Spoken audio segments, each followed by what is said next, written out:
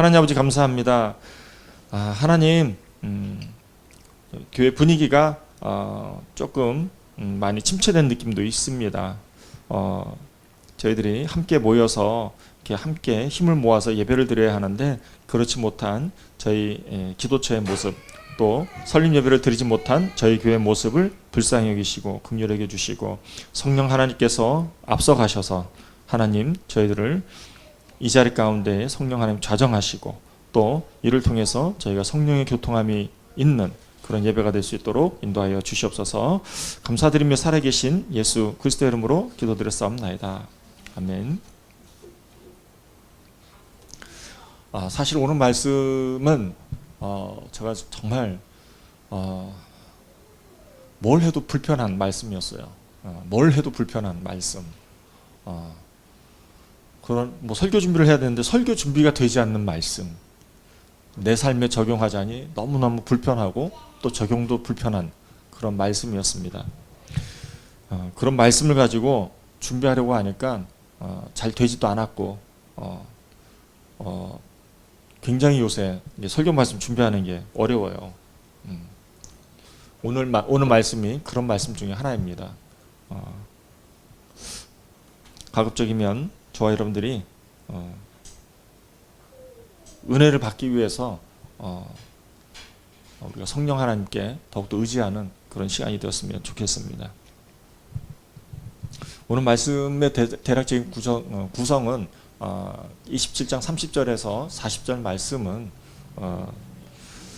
에서가 사냥해서 고기를 잡은 사냥한 고기를 잡아서 보양탕을 이삭에게 드렸는데 문제가 뭐예요? 이미 야곱이 이삭에게 별미를 제공을 해서 축복을 받아간 뒤였고 그로 인해서 에서는 복을 뺏기게 됩니다. 그리고 나서 41절에서 46절 말씀은 이제 야곱이 도망을 가는 거죠. 야곱이 도망을 가서 하란으로 도망을 가는 그런 장면이 41절에서 46절 말씀 가운데 나타나게 됩니다.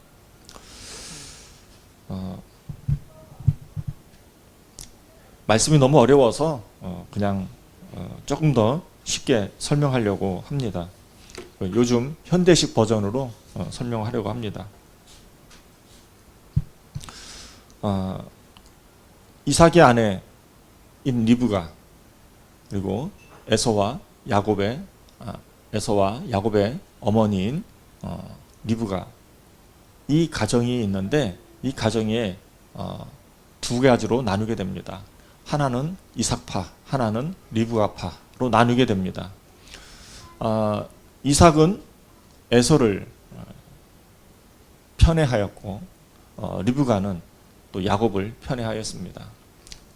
이제 이삭이 나이가 들었고 이삭이 축복을 해줘야 합니다. 고대 근동 지방에는 이제 나이가 들었을 때에 죽음을 직감을 하고 축복을 해주는 그런 전통이 있었는데 그 축복을 하게 되면은 그것으로 인해서 모든 상속이 이제 축복한 자에게로 이제 확증이 되는 이제 그런 전통이 있었던 것입니다. 그래서 이삭도 마찬가지로 그거에 기초해서 축복을 하는데 이제 장자인 에서에게 축복을 하려고 합니다. 이삭이 에서에게 내가 사냥을 해서 별미를 요즘 말로 말하면 보양탕입니다. 보양탕을 만들어 가지고 오면 내가 그 음식을 먹고 축복하겠다라고 이제 얘기를 하였습니다. 그러자 이 얘기를 들은 아내 리브가가 야곱에게 말합니다. 리브가가 야곱에게 뭐라고 말하냐면 너는 집 뒷뜰에 나가서 어린 순양을 잡아가지고 오라고 합니다. 잡아가지고 오면 별미를 누가 만든다? 리브가가 만든다는 거예요. 요즘 말로 말하면 요즘 현대식으로 맞지는 않지만 저희가 옛날 전통식으로 말하면 이렇게 될 수 있습니다. 집 뒷뜰에 닭이 있고 토종닭이 있는데 엄마가 야곱에게 가서 토종닭을 잡아와가지고 오라는 것입니다. 뒷뜰에 가서 토종닭 2마리를 잡아가지고 오면 그 토종닭 2마리를 가지고 잡아가지고 보양탕을 만들어서 남편인 이삭에게 주는 것입니다. 그러면 그 보양탕을 먹은 이삭이 야곱에게 축복을 하는 것이죠.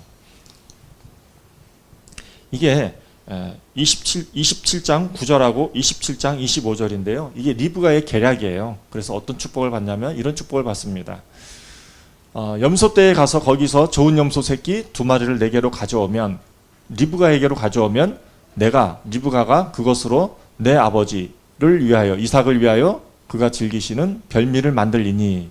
그리고 27장 25절, 이삭이 이르되 내게로 가져오라. 내 아들이 사냥한 고기를 먹고 내 마음껏 내게 축복하리라. 야곱이 그에게로 가져가매 그가 먹고 또 포도주를 가져가매 그가 마시고. 이게 리브가의 계략인데 계략대로 됐다는 얘기입니다. 그리고 나서 이삭이 축복을 합니다. 이삭이 어떤 축복을 합니까? 27장 28절 29절 말씀에 이런 축복을 하게 됩니다. 하나님은 하늘의 이슬과 땅의 기름짐이며 풍성한 곡식과 포도주를 내게 주시기를 원하노라. 29절, 만민이 너를 섬기고 열국이 내게 굴복하리니 내가 형제들의 주가 되고 내 어머니의 아들들이 내게 굴복하며 너를 저주하는 자는 저주를 받고 너를 축복하는 자는 복을 받기를 원하노라 라는 말씀을, 축복을 하게 되었습니다. 쉽게 말하면 이렇게 설명할 수 있습니다. 이삭의 축복이 무엇이냐? 야곱의 주소지가 어딘지를 보여주고 있는 것이죠. 야곱은 기름진 땅에서 기름진 땅이 되려면 뭐가 있어야 됩니까? 비가 내려야 됩니다. 비가 이스라엘에는, 중동 지방에는 비가 흔하지 않기 때문에 하늘의 이슬, 그러니까 기온차로 인해서 이슬로 인해 가지고 생물들이 살게 되거든요. 어쨌든 하늘의 이슬이 내리는 곳에서 곡식과 포도주가 난다는 것입니다. 그냥 나는 게 아니라 풍성하게 난다는 것이죠. 또 주변국은, 또 주위에 있는 사람들은 이 야곱에게 주가 된다는 것입니다.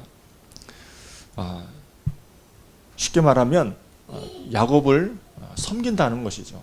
예를 들어서 농사를 짓고 또 거기서 나는 곡식들을 가지고 야곱에게 섬겨서, 이게 쉽게 말하면 이게 공양을 하는 것이죠.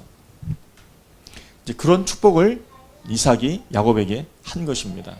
이 축복이 끝나자마자 에서가 돌아오게 되죠. 에서가 돌아왔을 때 어떻게 돌아왔습니까? 에서는 나가서 사냥을 해가지고 돌아왔어요. 사냥을 해서 그 사냥한 고기를 가지고 요리를 만들어서, 별미를 만들어서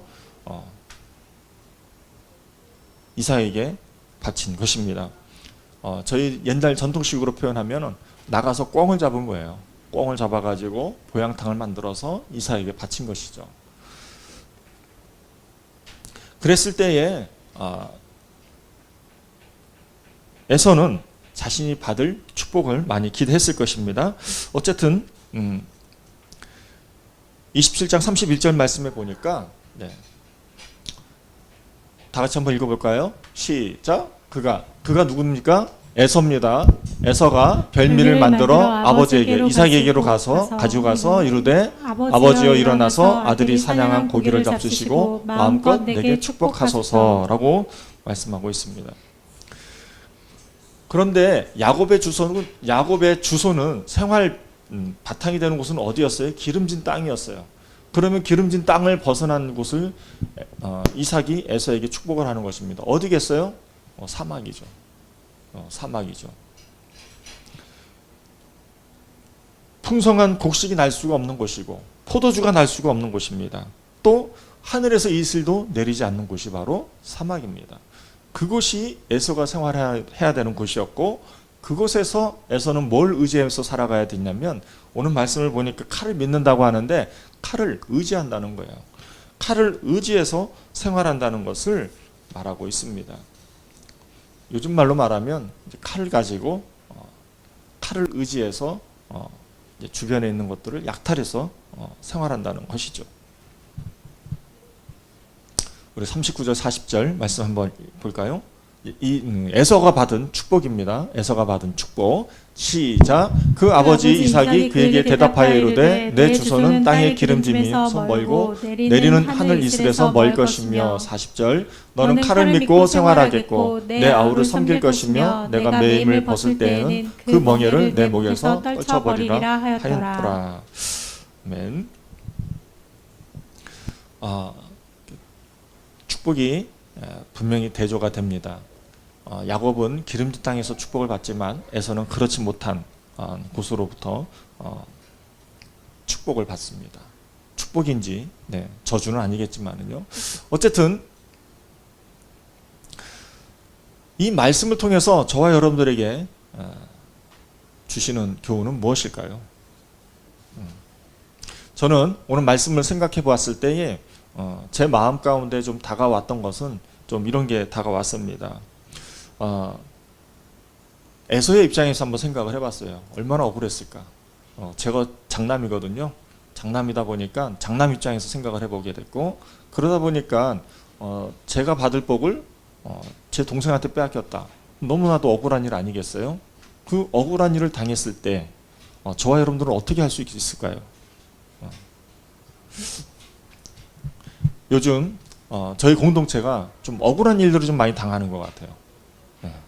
우리 노현명 강사님도 좀 요새 뚜껑 열리는 일도 생기고, 또 우리 여기 오늘 출석하지는 못했지만 우리 형제님도 억울한 일을 당했어요.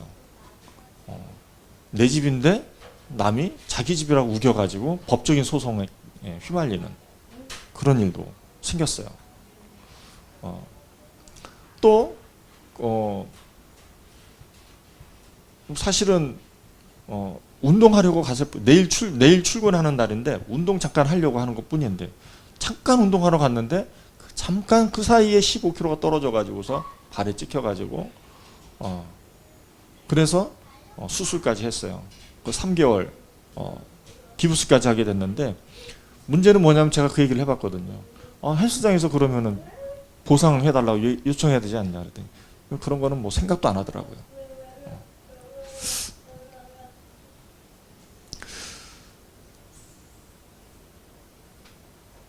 저와 여러분들이 억울한 일을 만났을 때 여러분들은 어떻게 반응할 수 있을까요? 저도 잘 안 돼요. 저도 잘 안 되는 겁니다. 그래서 제가 오늘 말씀이 너무나도 힘들었던 거예요. 제가 화나고 짜증나는 일들이 한두 가지가 아니거든요. 이 화나고 짜증나는 일들이 한두 가지가 아닌데 그런 상황에서 에서처럼 제가 칼을 의지해서 생활할 수는 없는 것 아니겠습니까? 저희들을 위해서 예수님께서 이 땅에 오셨고, 예수님께서 저희들을 위해 죄를 대속하셔서 십자가에 못 박혀 죽으시고 사흘 만에 다시 부활하셔서 부활승천하셨지 않습니까? 그리고 나서 하나님과 우리와 함께 동행하기 위해서 우리 가운데 성령을 보내주시지 않았습니까? 우리가 성령을 믿고 동행하면서 매일매일 삶을 살아가야 되지 않겠습니까? 성령님을 믿고 의지하면서 살아가야 하는데 문제가 뭐예요? 매일매일 성령 충만하면서 살아가면 좋겠지만, 하준아,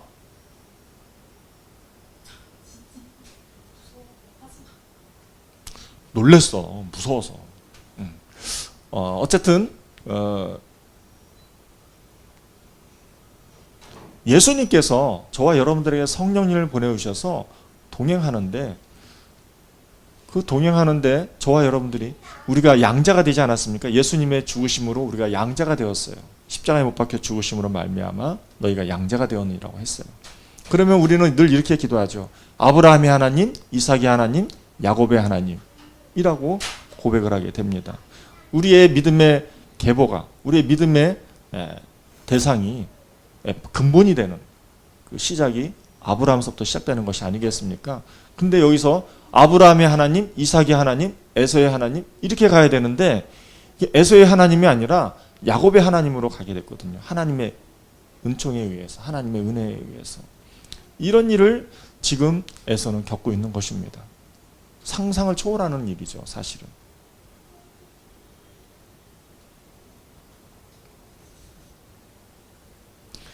이런 일을 겪었을 때 저와 여러분들은 어떻게 반응할 수 있을까요?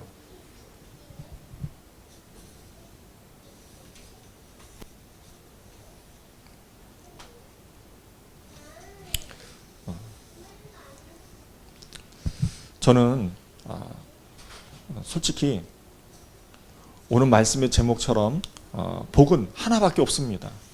예. 아브라함의 하나님, 이삭의 하나님, 야곱의 하나님. 그 복은 하나예요. 다른 복은 없습니다. 근데 저는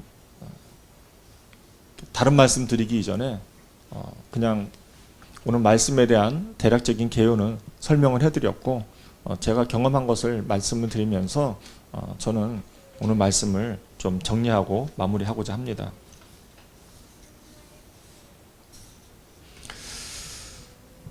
첫 번째로는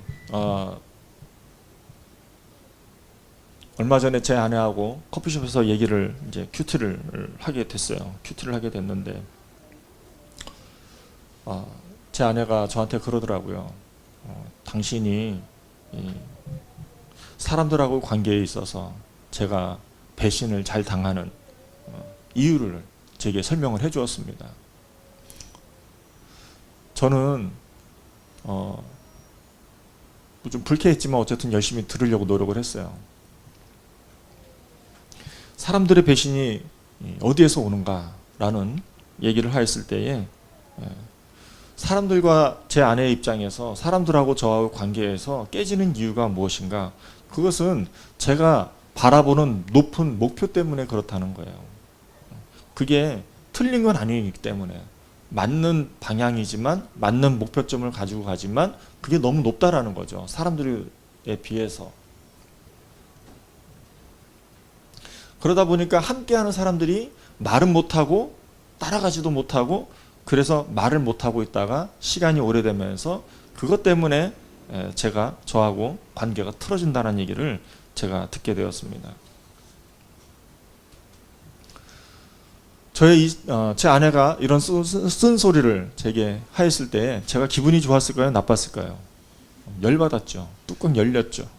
그래가지고 그 자리에서 짜증나가지고서 나가자고 해가지고 짜증나고 좀 화가 나는 그런 기분으로 제가 나오게 되었습니다.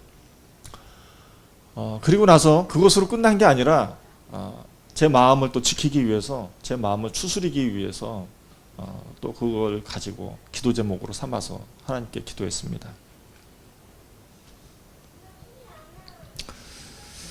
하나님, 제 마음의 태도가 늘 높은 목표점을 향해서 가고 있습니다. 그것이 틀린 것은 아닌데 그쪽으로 향해 있습니다.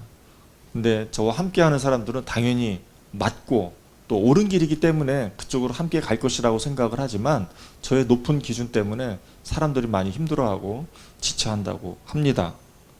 라는 기도 제목을 가지고 하나님께 가지고 나아갔습니다. 그리고 나서 하나님께서 제게 막 은혜를 부어주셔가지고 상도야 고맙다 이렇게 얘기를 하지 않더라고요. 제 마음이 더 힘든 거예요. 뭐가 문제지? 저는 뭐예요? 옳고 그름으로 본 거예요. 아니 옳은 일인데 맞는 일인데 왜 함께 가지 못하는 거지? 하나님의 음성이 잘 안 들리는 거예요. 그러니까 제 마음을 못 지키는 거죠.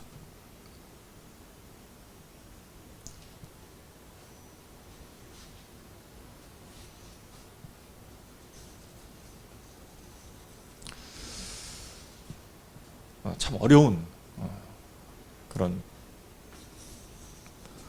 상황이 됐습니다. 제가 얼마 전에 어느 분으로부터 전화를 받았는데 너무 억울한 일을 당한 거예요. 억울한 일을 겪고 있는데 이럴 때 어떻게 해야 되냐고. 저는 목사잖아요.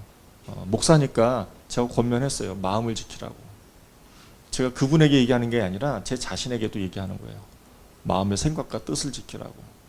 그게 너무너무 힘들고 어려운 거예요. 정말 힘들고 어렵습니다. 저만 힘든 게 아니라 여러분들도 힘들고 어려운 줄 믿습니다.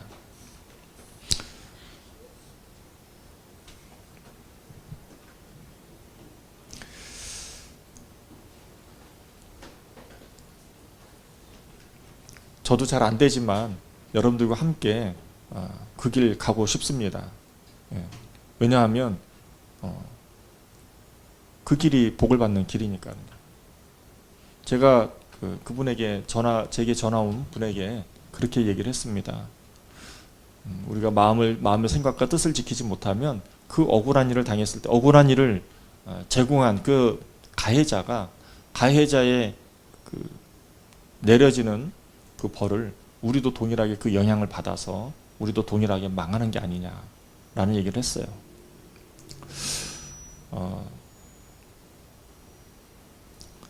제가 그 얘기를 하고 뒤돌아서는데 제게도 고스란히 적용을 해보니까 이거 진짜 힘들고 어렵네. 어떻게 해야 되지? 라는 생각을 해보게 되었습니다. 저는 오늘 말씀 왜 복은 하나밖에 없는가? 라는 제목을 가지고 주제를 이렇게 잡았어요. 내 마음의 생각과 뜻을 지키라 라는 것으로 주제를 삼고 오늘 말씀을 보게 되었을 때에 그게 에서의 입장에서 또 장자의 입장에서 그 마음의 생각과 뜻을 지킨다는 게 얼마나 힘들고 어려운지를 묵상하게 되니까 제 심정이 더욱더 힘들게 되고 어렵게 되었던 그런 경험을 하였습니다.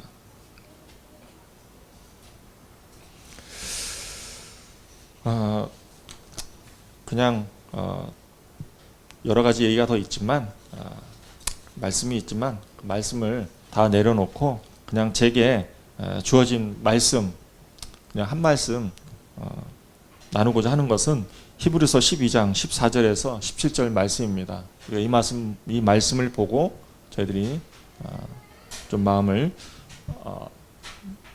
오늘 예배를 정리하도록 하겠습니다. 우리 히브리서 12장 14절에서 17절 말씀입니다.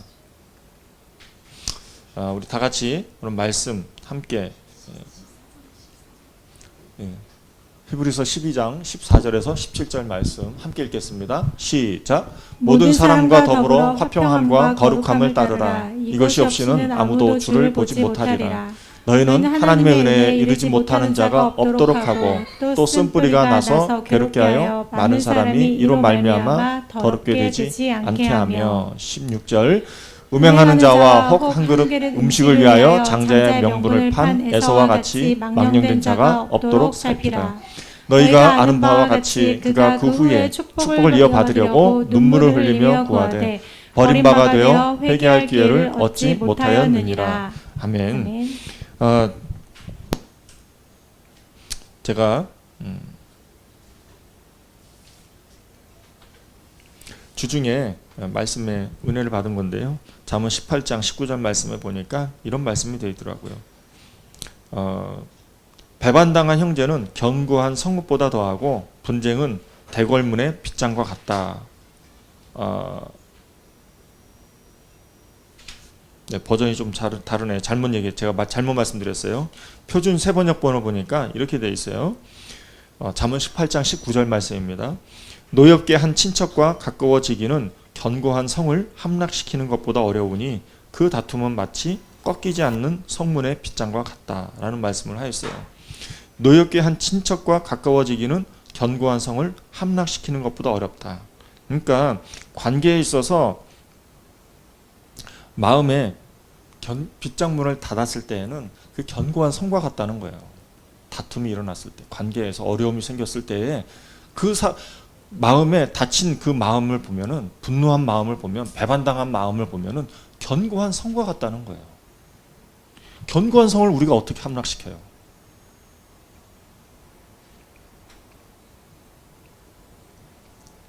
또 그 견고한 성문의 다툼은 뭐하고 비유를 하냐면요, 성문의 빗장과 같대요. 그러니까 성문이 열리지 않는 그런 빗장과 같이 닫혀 있다라는 것이죠. 그것을 어떻게 여냐고요. 견고한 성을 어떻게 함락하고 견고한 성문을 어떻게 여냐고요.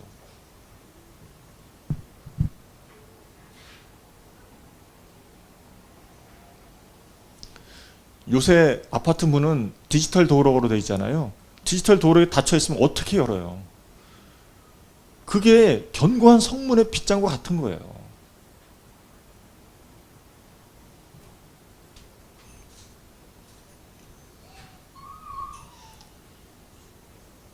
저와 여러분들이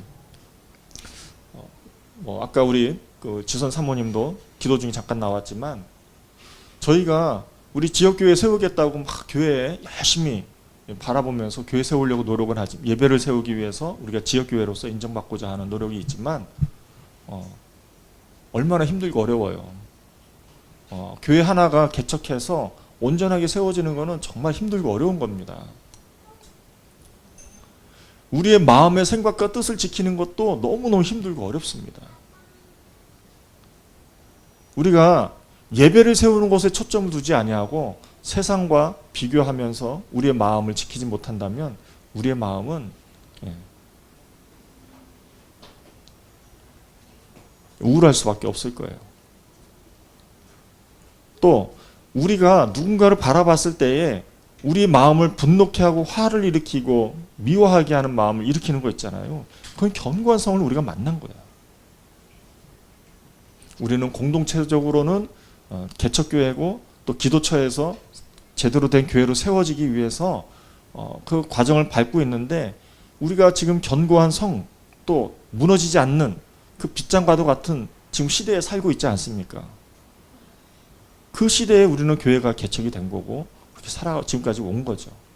또 관계에서는, 사람과의 관계에서는 우리가 미워하는 사람도 만나지 않습니까? 미워하는 사람 만나고 또 다툼을 일으키는 사람 만나게 되면은 우리의 마음은 어떤 상황이 된 겁니까? 견고한 성을 만난 것과 같다는 거예요. 함락을 시키지 못하는 성과 같은 사람을 만났다는 것이죠. 그럴 때 저와 여러분들 어떻게 해야 되겠습니까? 에서처럼 칼을 의지하면서 살아갈 것입니까? 그럴 수는 없잖아요. 그래서 오늘 잠언 18장 17절 말씀을 통해서 저와 여러분들에게 주시는 메시지가 무엇입니까? 그 결과는 바로 히브리서 말씀이에요. 그 히브리서 말씀은 무엇입니까? 바로 화평함과 거룩함을 따르라는 것이죠. 이게 힘들고 어렵다는 것입니다. 이 말씀을 묵상하면서 말씀대로 살아가려고 하니까 괴로운 거죠. 그래서 오늘 말씀이 너무나도 힘들고 어려웠던 것입니다. 기도하겠습니다. 하나님 아버지 감사합니다. 하나님, 오늘 말씀은 너무 힘들고 정리도 잘 안 되고 어려운 말씀입니다.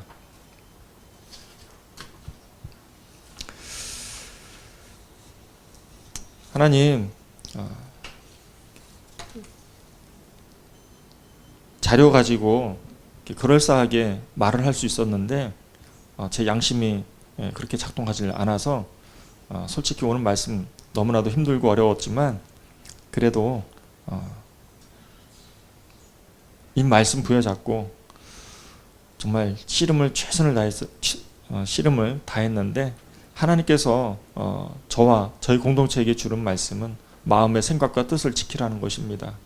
화평함을 위해서, 거룩함을 위해서 우리의 마음의 생각과 뜻을 지킨다는 것, 힘들고 어렵지만 저희들이 그렇게 살아갔으면 좋겠습니다. 교회적으로 이제 기도처이고 또 그러다 보니까 교회적으로 크고 작은 어려운 일들을 통해서 교회의 열매들을 바라봤을 때 소망이 없어 보입니다.